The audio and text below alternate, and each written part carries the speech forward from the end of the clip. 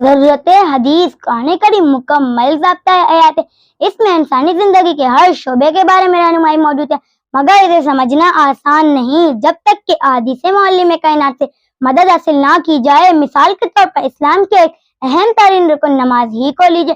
قرآن کریم میں کم و بیش 700 مقامات پر اس کا تذکرہ ہے اور کئی مقامات پر اس کے قائم کرنے کا حکم دیا گیا ہے، جیسا کہ اللہ تعالیٰ کا فرمان ہے اقیموا الصلاۃ، نماز قائم کرو۔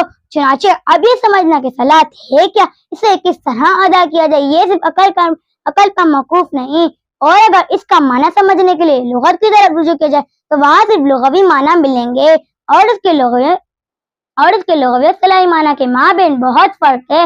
الغرض اس کے اصطلاحی معنی ہمیں صرف احادیث یعنی سرکار صلی اللہ علیہ وسلم کے اقوال و افعال و احوال سے ہی سمجھ آ سکتے ہیں۔ اسی طرح قرآن کریم کے دیگر احکامات کو سمجھنے کے لیے نیز زندگی کے ہر شعبے میں ہمیں ہادی برحق صلی اللہ علیہ وسلم کی رہنمائی کی ضرورت ہے۔ یہی وجہ ہے کہ اللہ تعالیٰ نے بندوں کو قرآن کریم سکھانے اور انہیں ستھرا کرنے کے لیے نبی آخر الزماں صلی اللہ علیہ وسلم کو مبعوث فرمایا۔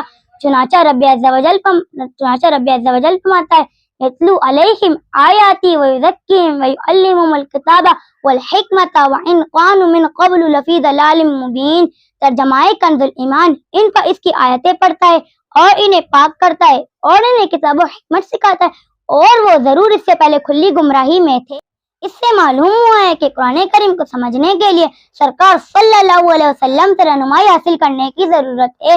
اسی لیے تو اللہ تعالیٰ نے آپ صلی اللہ علیہ وسلم کو دنیا میں بھیجا۔ اگر قرآن کریم مطلقاً آسان ہوتا اور اسے بغیر رہنمائی کے سمجھا جا سکتا تو اللہ تعالیٰ اس کے سمجھانے کے لیے خصوصی طور پر رسول اللہ صلی اللہ علیہ وسلم کو بطور معلم کائنات مبعوث کیوں فرماتا؟